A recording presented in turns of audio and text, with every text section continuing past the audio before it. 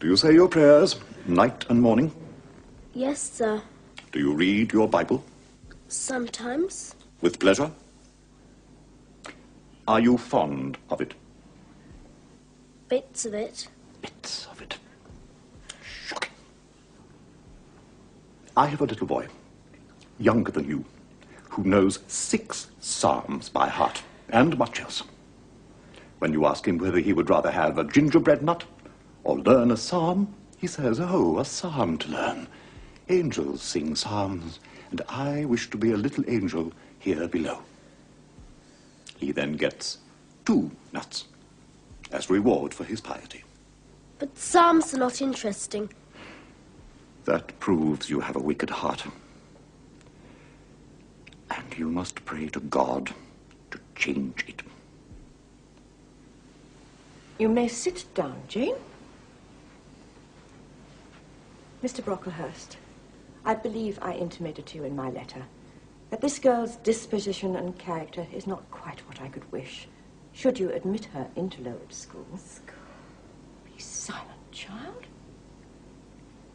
Should you consent to do so, Mr. Brocklehurst, I would be glad if the superintendent and teachers were requested to keep a strict eye upon her, and above all, to guard against her worst fault, a tendency to deceit. I mention this in your hearing, Jane, that you may not attempt to impose on Mr. Brocklehurst. Deceit is indeed a sad fault in a child. It is akin to falsehood, and all liars will have their portion in the lake burning with fire and brimstone. Amen. She shall, however, be watched, Mrs. Reed.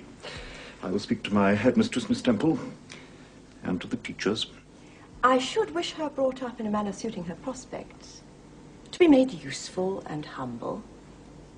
With your permission, she will spend all her vacations at Lowood. You will not be burdened with her again, Mrs. Reed.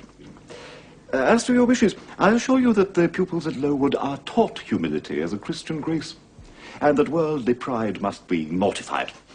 That is a state of things I quite approve. Plain food, simple attire, hardy accommodation, and constant activity. Such is the order of the day at Lowood. Quite right, sir. I may depend upon your receiving this child, then, as a pupil. Madam, you may. And I trust she will show herself grateful for the privilege.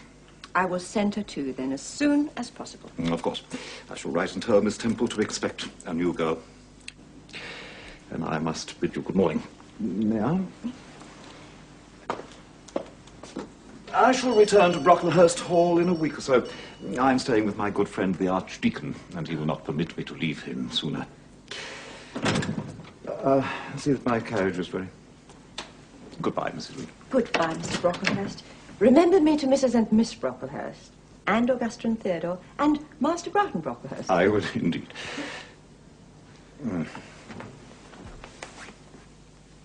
Here is a book entitled The Child's Guide.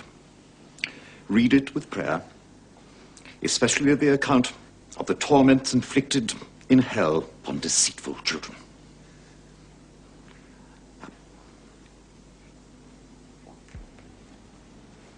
You may leave her in our hands. There will be no softness.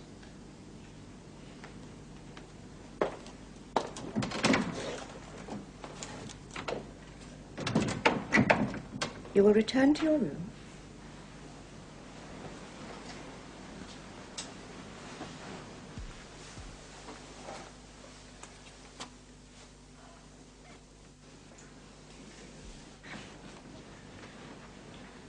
I am not deceitful. If I were, I should say I loved you. But I declare I do not love you. I dislike you the worst of anyone in the world except John Reed. And this book about the liar, you may give it to your girl, Georgiana. She's the one who tells lies, and not I. What more have you to say? I'm glad you are no relation of mine. I will never call you aunt again as long as I live. I will never come to see you when I'm grown up. And if anyone asks me how I liked you and how you treated me, I'll say the very thought of you makes me sick, and that you treat me with miserable cruelty. How dare you affirm that, Jane Eyre? How dare I, Mrs. Reed? Because it is the truth. You think I have no feelings and can do without one bit of love or kindness, but I cannot live so. You have no pity. People think you are a good woman, but you are bad and hard-hearted. You are deceitful. Jane, you are under a mistake. Well, what is the matter with you? Why do you tremble so violently? Would you like a drink of water? No, Mrs. Reed. Is there anything else you wish for, Jane? I desire to be your friend. You do not. You told Mr. Brocklehurst I had a bad character. I'll tell everybody what you are. Jane, you do not understand about these things. Children must be corrected for their faults. Deceit is not my fault. Oh, but you are passionate, Jane. That you must allow. Oh, return to your room, Jane, there's a dear, and lie down a little. I am not your dear. Send me to school, Mrs. Reed, for I hate to live here.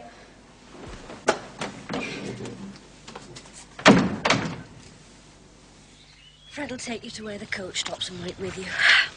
I wish I could come, but Mrs. won't let me. What did you expect? You would not even bid her goodbye. No. That was wrong, Miss Jane. I was quite right, Bessie. Oh, you sharp little thing. You've got a new way of talking. What makes you so venturesome? I shall be away from you soon. Oh, so you're glad to leave me. You're not afraid of me, are you? I don't think I shall ever be afraid of you again, because I've got used to you, and I will soon have another set of people to dread. If you dread them, they'll dislike you. As you do, Bessie? I don't dislike you, miss. In fact, I'm fonder of you than all the others. I dare say if I were to ask you for a kiss, you wouldn't give it me. I'll kiss you and welcome. Bend your head down. Oh. Off you go now.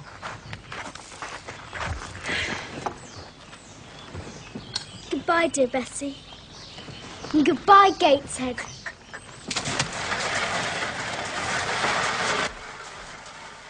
You may leave her in our hands. There will be no softness.